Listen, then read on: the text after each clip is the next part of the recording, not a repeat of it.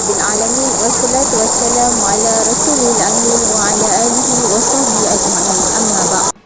Antara yang ingin dikongsikan adalah tentang sifat-sifat orang bertakwa. Antaranya ialah beriman kepada perkara-perkara ghaib.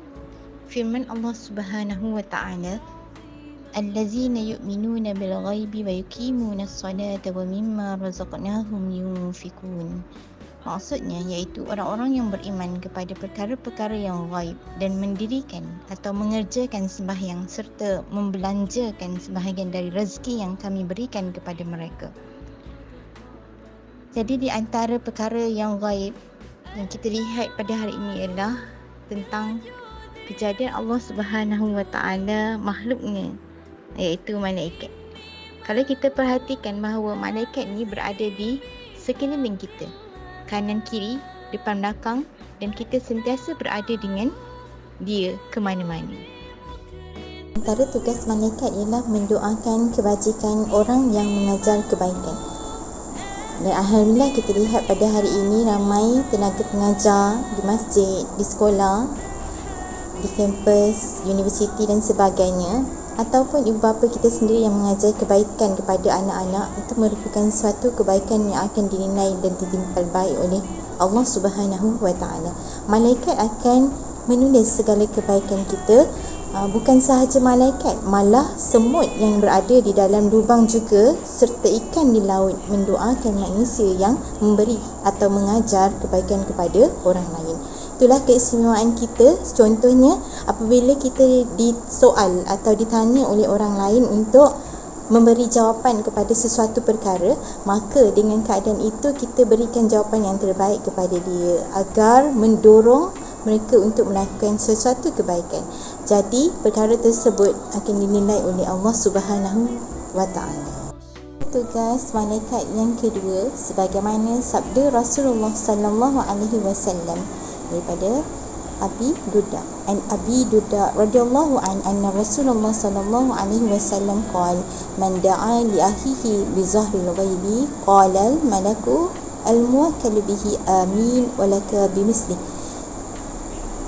Dari Abu Darda radhiyallahu anhu, Rasulullah sallallahu alaihi wasallam bersabda, barang siapa yang berdoa pada saudara seislamnya dengan tidak tahu saudara yang tersebut, berkatalah malaikat yang ditugaskan itu amin, dan engkau pula akan beroleh seperti itu juga. Jadi kita dalam usaha melakukan kebaikan pada setiap hari, kita sebenarnya banyak jumpa saudara seislam yang susah.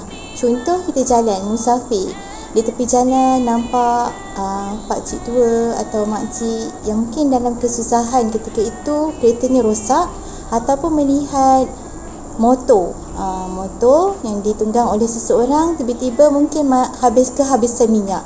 Kita sekarang ini mungkin ada ujian, skema dan sebagainya, kadang-kadang ada perasaan takut untuk tolong mereka. Tetapi dalam masa yang sama, kita juga boleh memberikan kebaikan kepada mereka dengan mendoakan agar dimudahkan segala urusan yang telah mereka alami. Itu adalah salah satu cara untuk kita mendoakan orang lain yang kita tidak ada hubungan pun dengan dia, tetapi kita ada hubungan saudara semuslim. Jadi kita memperbanyakkanlah doa kepada orang lain supaya malaikat akan mengaminkan dahulu kepada kita, insya-Allah. Tugas malaikat ialah memberikan ilham kepada manusia. Jadi malaikat memberikan ilham yang baik kepada kita. Contoh dalam situasi mesyuarat, ketika kita kusut untuk mencari jawapan atau jalan menyelesaikan masalah, malaikat Allah utuskan untuk memberikan kita ilham ketika itu. Kita telah memberikan lontaran idea dan kadang-kadang idea kita itu diterima oleh rakan mesyuarat atau ahli mesyuarat ketika itu. Jadi tercadangkan dalam diri kita, apabila idea kita diterima, maka kita ucapkanlah Astaghfirullah. Kenapa? Supaya jangan ada bisikan syaitan kepada kita. Sebab syaitan pula ditugaskan untuk menyesatkan manusia atau membuang segala kebaikan yang telah kita lakukan, dengan menjadikan seorang tu riak, sombong, takabur dan sebagainya. Jadi oleh kerana idea kita diterima dan idea itu sebenarnya adalah daripada Allah Subhanahu Wa Taala, maka kita memperbanyakkanlah istighfar. Itu adalah salah satu tarbiyah ke dalam jiwa dan diri kita sebagai manusia biasa. Manakala apabila kita memberikan lontaran idea atau ilham ketika itu, namun ahli masyarakat menolak semua ilham yang kita berikan, jadi di sini kita kena ucapkanlah alhamdulillah. Sebab apa kita kena ucapkan alhamdulillah? Sebab mungkin dengan hikmah tersebut idea kita ditolak, kita tidak akan rasa riak, takabur, ujub dan sebagainya. Itu adalah tugas malaikat untuk memberikan ilham kepada manusia kita ni di atas muka bumi ini.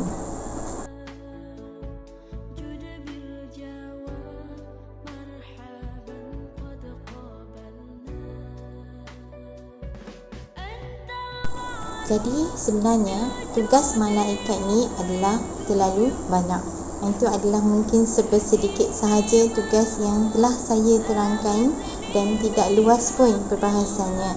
Mudah-mudahan ia memberi atau mencetuskan idea kepada kita untuk melakukan sesuatu kebaikan dengan jalan yang baik, dorongan yang kuat, iman yang kuat dan teguh untuk kita sentiasa melakukan kebaikan. Walaupun di kanan kiri kita ada malaikat, mungkin kadang-kadang kita terlupa dan kita akan melakukan kelalaian, di mana satu ketika akan berlaku pun juga iman yang akan naik dan turun. Sebab kita adalah manusia biasa yang di sisi Allah Subhanahu Wa Taala banyak melakukan dosa, kekhilafan, kelemahan daripada aspek diri kita sendiri.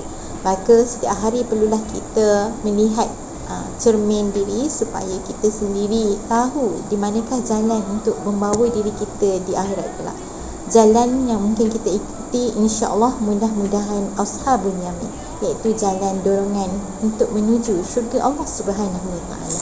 Sekian dahulu saya akhiri dengan aku qauli hadza, astaghfirullahal azim li wa lakum. Assalamualaikum warahmatullahi wabarakatuh.